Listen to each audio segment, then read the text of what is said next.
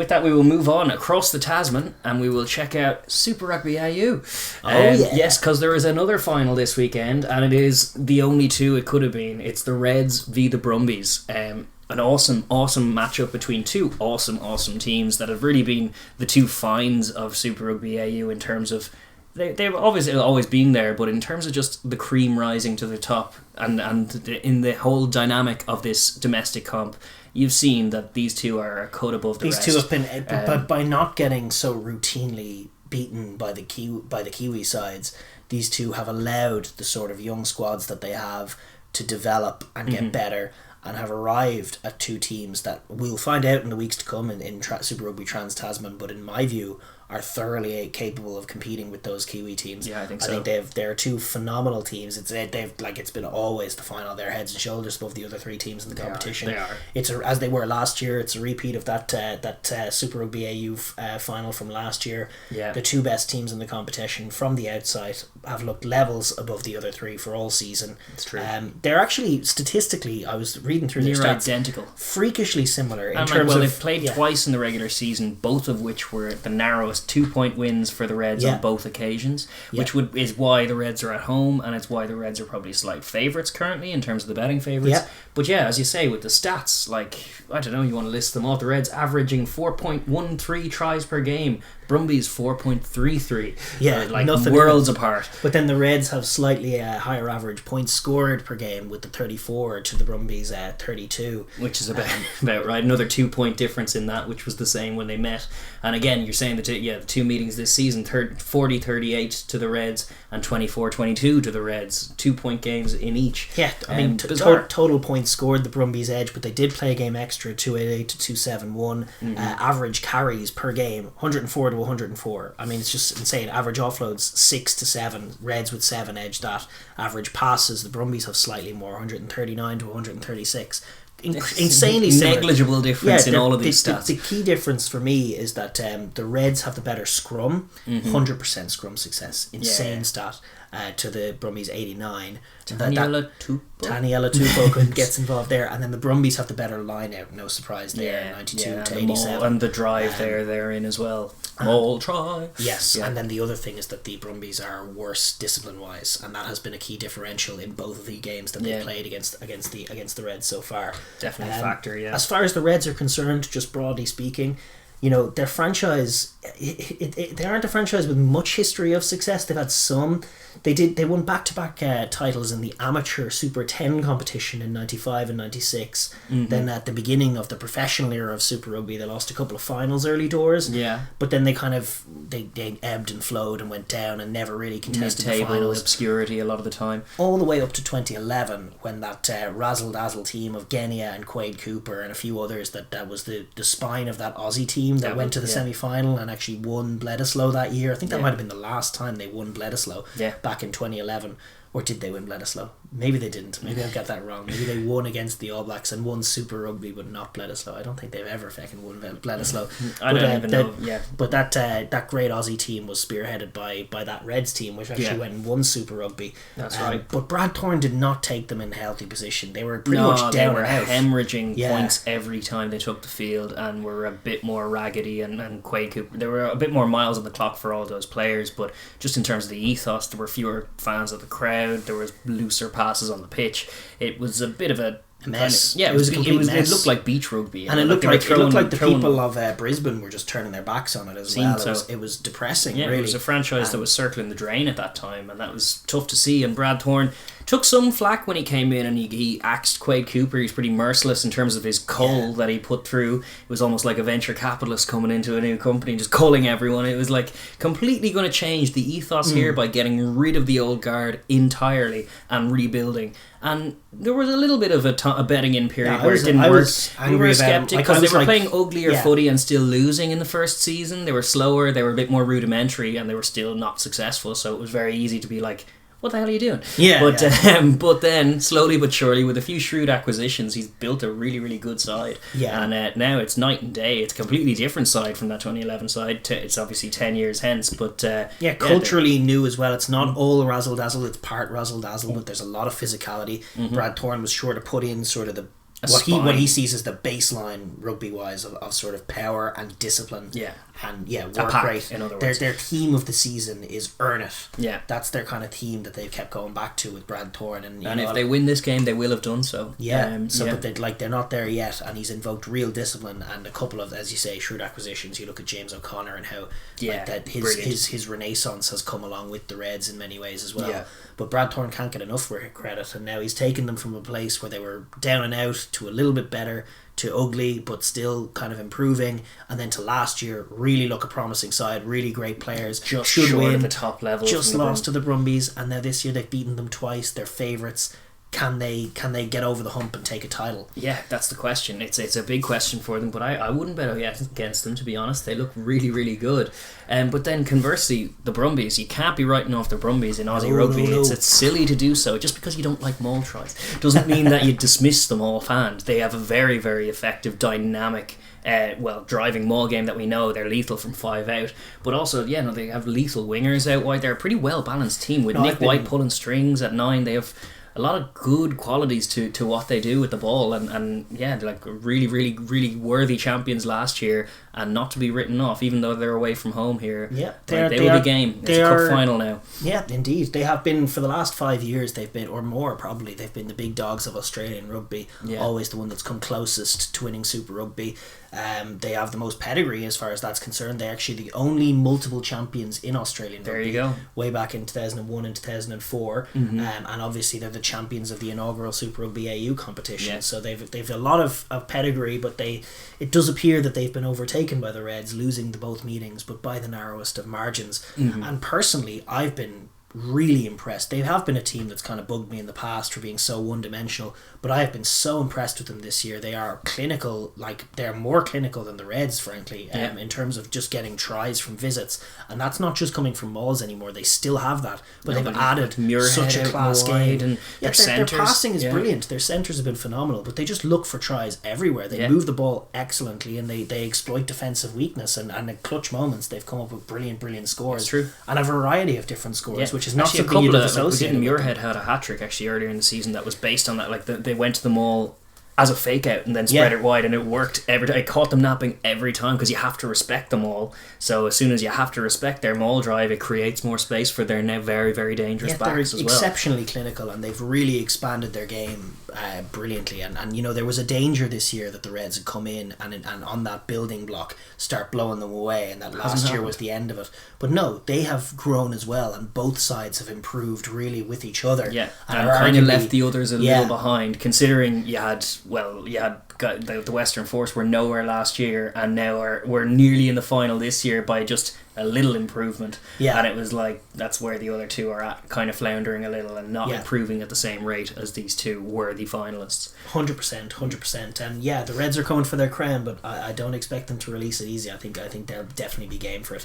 As far as the squads are concerned, we don't actually have the squads. It's Tuesday as we're shooting this. As you know, you might have them by the time you're watching this, but we're just going to look at sort of the key men for both sides. And one of the things that strikes me about this game is that there's so many fun matchups all over the park, all over it. I mean, it's just Lolaseo, James O'Connor is pretty box office in the 10 shirt. Yeah, and like for me, it's the centre matchup between I don't know whether Pataya is going to be on the wing or in the centre, but Hunter Paisami in there potentially with Hamish Stewart or with Jordan Bataya is a great centre partnership. Paisami's been one of the players of the tournament, and against Ikitau and Simone, who have been also brilliant. Awesome. And Ikitau has been phenomenal. He might be a Wallaby. That matchup is just salivating. Swimming in centres suddenly, the Aussies, where they couldn't find one a few seasons ago. I think now their centre stocks are better than the ones. Lions. Yeah, I think they're genuinely. I'm more impressed with the Wallaby centres than the Lions centres that they have to choose from. I think they've been awesome, and I'm looking forward to seeing them all have a crack at the test shirt. But from the Reds' perspective, just starting there, I think their key man, their number one, it's hard to look past Taniela Tupou. as a difference maker. I mean, Taniela Tupou versus the Brumbies scrum. It could be the matchup that decides the game yet. We don't know. James Slipper is a very fine scrummager, but Tupou has been phenomenal, and his 80-minute showing in that first game was unreal. The way he just, like, the Brumbies were ahead, the Reds were down and out, and Tupou, both in the carry game and in the scrum game, dragged them through. I mean, he's so explosive, beyond elite, like, as far as his capacity to keep going for such a big man. Exceptional and dynamic to a T as well on the ball. If he's given a bit of front football to work with, he's got a hot step, he's got physicality, he can run through teams, and then his bread and butter at the scrum, he's just getting better and better. It's true. They also have, in terms of halfbacks quality, you know that Nick White's going to be pulling the strings for the Brumbies, but then little Tate McDermott's had a fine season, really fine season, and they play with a lot of tempo, and I think it's going to be interesting to see which team manages to assert themselves first in terms of asserting their game, but a lot will be coming through the nines. No, totally.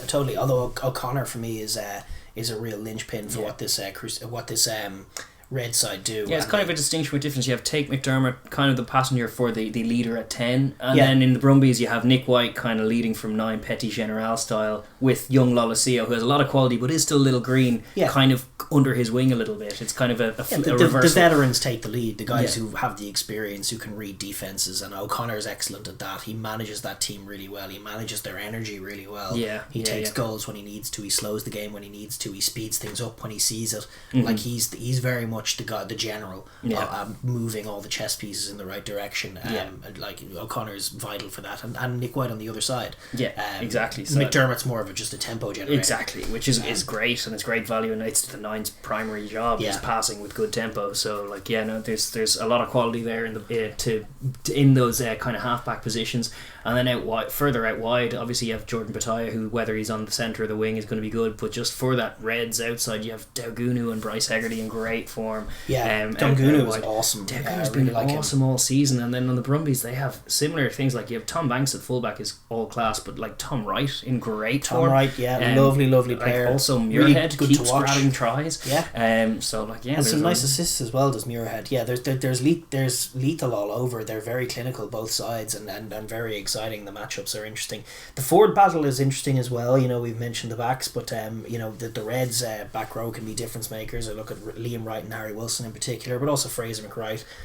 Even Pangamosa has been great, and Salakai Aloto has stepped up this year as well. Pete Samu in there is mixing it as well. Pete Samu for the Brumbies and Rob Valentini, those would be their main guys. Valentini in particular is just physical, and they'll need that against a good Reds pack. If Valentini can get on top of them and start just winning contacts, that's a huge positive picture for them. And I would say for the Brumbies as well, Ryan Lonergan off the bench, he's been a game winner before. Just in terms of the last 20, where it could be decided if the other two games are anything to go on. Could be a key man. Stacked front, Flau Faianga as well has been awesome. Al Nalatoa as well will be have a good job to do, because the scrum may be under pressure, but those guys are lethal in the loose too. They're good enough as well, Slipper and Alatoa, to shut down the threat of Tupou in the scrum. Slipper as well. That's a huge battle, and there is scope for Slipper to lose that, but club captain, I'd back him to hold it steady for 50 minutes at least, and then hope that the bench options do the same thing. But I think by and large,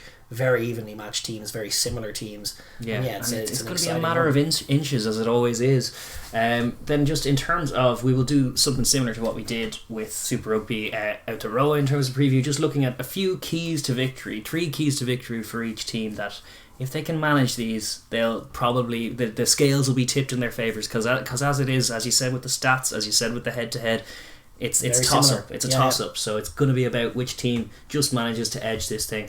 And from the Reds' point of view, the hosts and the favourites, despite the others being the champs, number one is win that scrum battle. You have a Taniela Tupou, which is just a difference maker in terms of attributes. Like, they're very similar teams all over, but Taniela Tupou is truly elite, the very top in the world in his position. I mean, really, just Tyg Furlong is the only argument you can make for him not being the best in the world, and it's an open question. He could be as good as Tyg. He looks it. If it's one area in the game that is massively important. I mean, sometimes you can go ages without a scrum happening a game. It cannot be vital, But if it's, you know, your typical game where there's key scrums in midfield at times, if they can if win they the can territory get on top of battle it, on like innately, win pens, when pens, get up the scrums field. become pens and pens Yeah. become lineouts and lineouts become mauls, all of that, it's very difficult to play against that. It's also one of the things that's just so true about the psychology of rugby, even down under, where, you know, it's all about razzle dazzle and passing. You know, it is a psychological battering to go backwards and lose a scrum consistently. The packs do not take it well,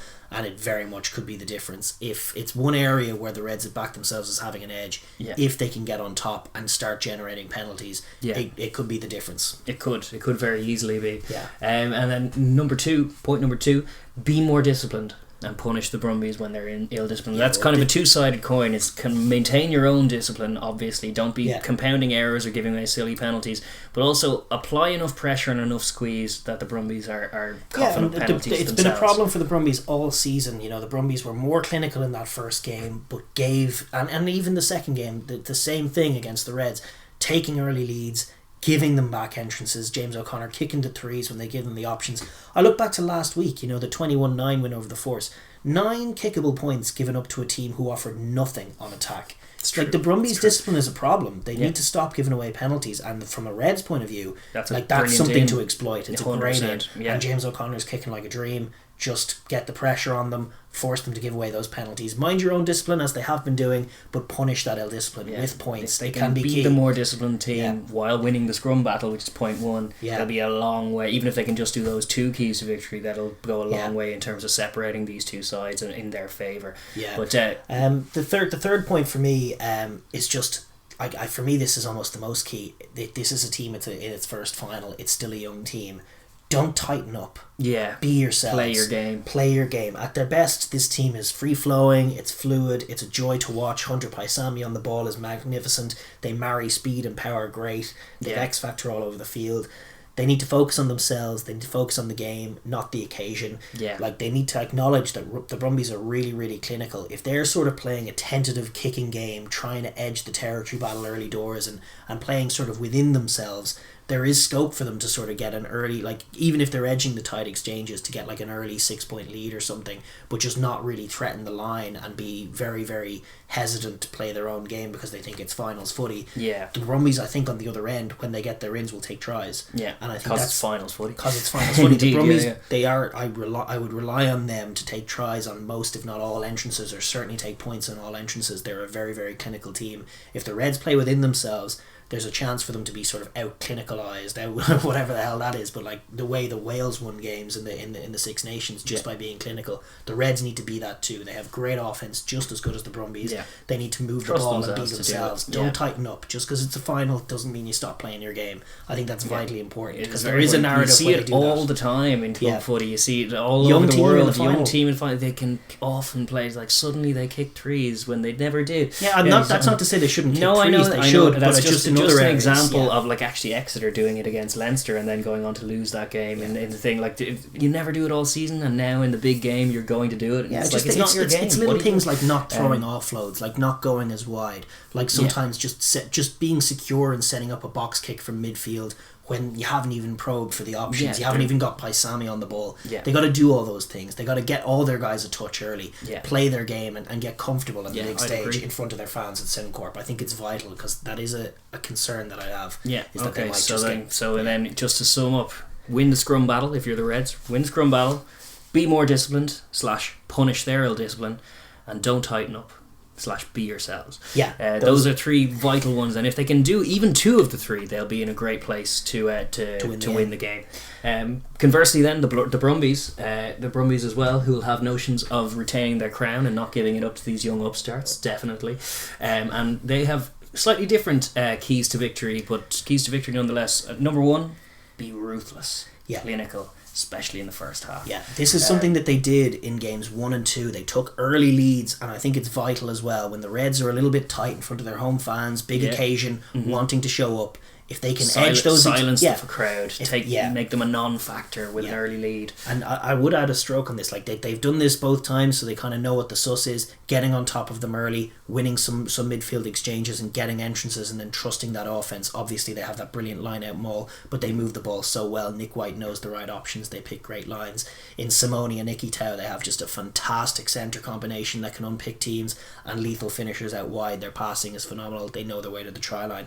Taking early tries and getting on top of them early will be vital. And the stroke that I'd add is not doing what they usually do and giving the Reds back an entrance, keeping the foot on the neck. When they have the Reds rattled early doors, don't let them settle. Keep on them, keep attacking, force the Reds. Keep the scoreboard ticking over with some threes, and then force them to be the ones that are panicking and making errors. And maybe all of a sudden the discipline flips and they start giving away pens, and Tupou's looking a little scared because the Reds are going to be feeling it a little bit, I think. So if they can get on top of them and keep on top of them for that first half and build a real lead and not give it up cheaply, like that, you want to try and rock their confidence, because it's only a fresh confidence from being in finals in the last couple of years. Like it's a younger team, the Reds. The Brumbies are a bit more assured at this level. They need to be the ones to try and create uncomfortable scenarios for the Reds. They've started bright the first two games. I think they can do it again, and they need to almost start brighter. They need to make it almost 15 plus points instead of just 10 plus to start the game and really put the pressure on the Reds. That'd be the first point.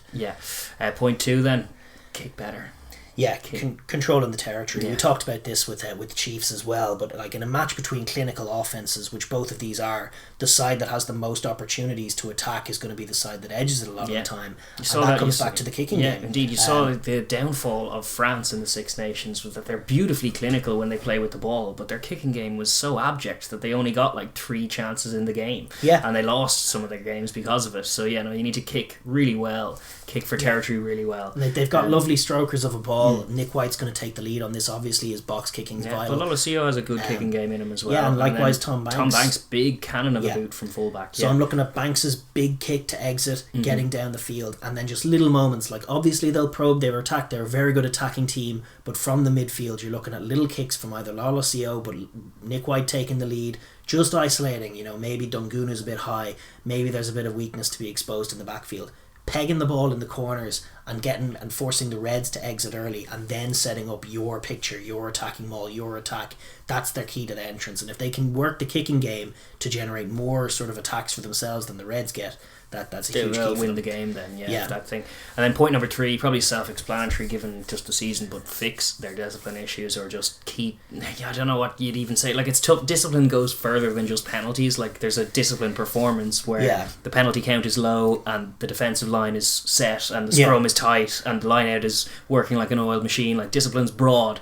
But generally, their penalty count's been too high. It's cost them in their 2 meetings with this exact team in previous ones. They've got to learn from it. They've got to be cooler heads prevail. It's all about preventing the amount of Reds entrances that you give up. Yeah. And the kicking game is one way to do that, but that'll all be nullified if you're giving them a load of penalties from midfield to get them into your half. It's just kick them straight into your territory, and now you're defending. You've got to tighten up. You've got to mind your P's and Q's. Don't compete. I mean, there were a couple against the Reds the last time they met where you thought, maybe, the guy was in on the ball and they called him tackle assist. And it's a harsh those call. Ones are harsh. But you got to not be on the margins in this stuff. You defend well, trust your D.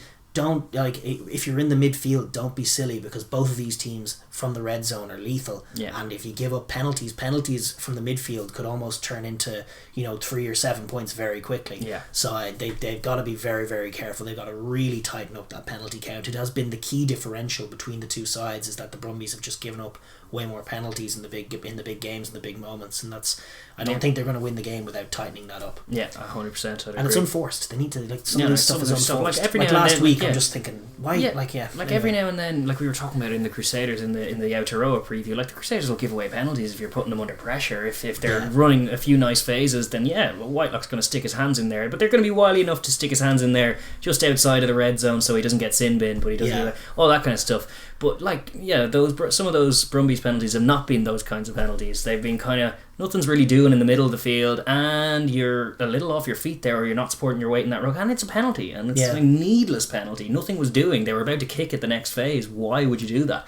Like, even if you got the steal, you'd just be in the middle of the field. Like, it's be smart with it. Maintain your discipline. Don't go for everything necessarily. Try and like, try and be calm. Yeah. Be calm in the heat of battle and make them be the ones that are making the mistakes and panicking. Don't be the ones to do it for them. Indeed. So to recap then on the Brumbies, their sort of 3 keys to victory: ruthless clinicality in the first half, building that lead, kicking better, controlling the territory, owning the amount of where the ball is, and hence getting the more attacks. And then 3, fixing the discipline, not giving those easy entrances to the Reds. If they can do all 3 of those, they're going to be in a great position themselves to get the dub. Yeah.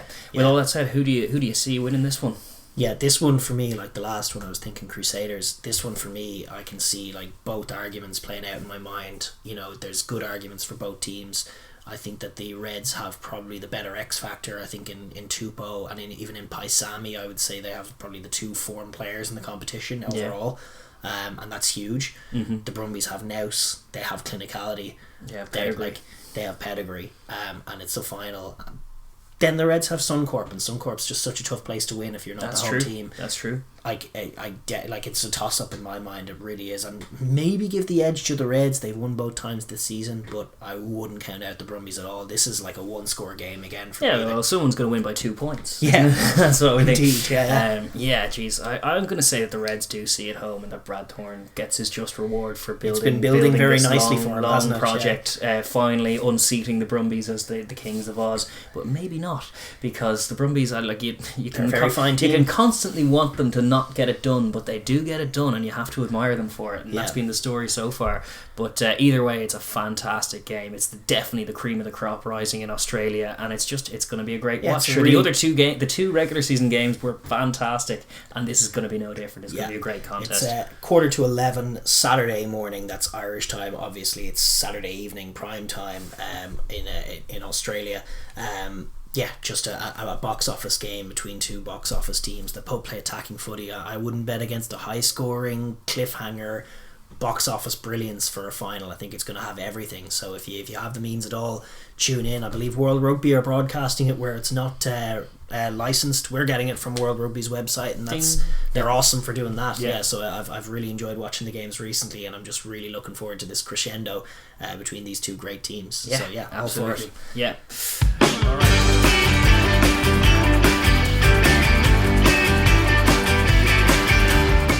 Thanks for watching the Overlap Rugby podcast. If you enjoyed that video, please be sure to like and subscribe. And hey, if you have an opinion of your own, if you disagree with what we're saying, leave a comment down below. We might just get back to you.